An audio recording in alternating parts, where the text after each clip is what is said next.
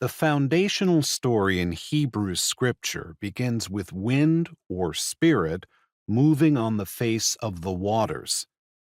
The late Raphael Patai, in his seminal work on Jewish seafaring, recognized and appreciated the often overlooked impact of the sea on Jewish literature, including Hebrew scripture, the Talmud, and Midrash.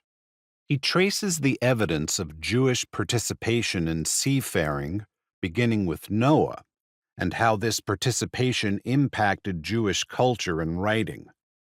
He begins his study.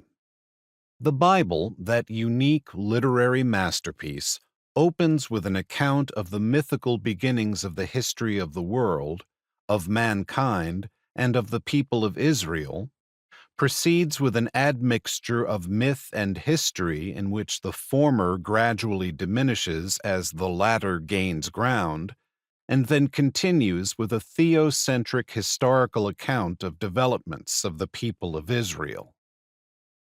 The biblical account of the creation story can be approached from many different directions. Social historians compare it to other ancient creation myths.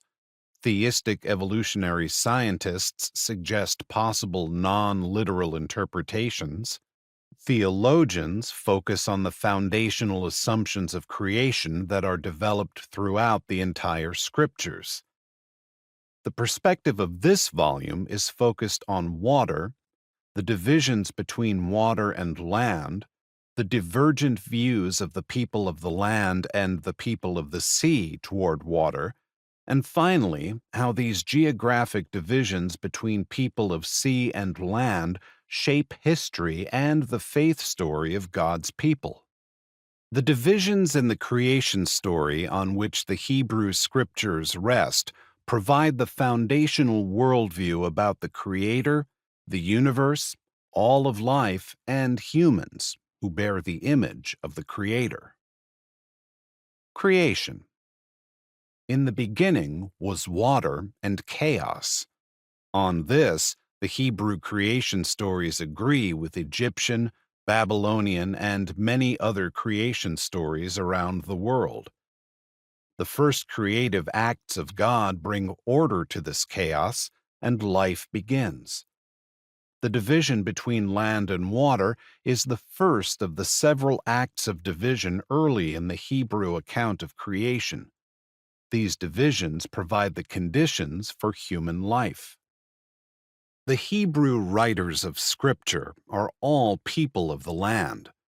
Until Paul wrote his early letters and Luke wrote his Gospel and Acts, the sea was generally seen as a foreign, sometimes forbidding and dangerous world. Yes, God created both the waters and the land and pronounced them good in the creation story.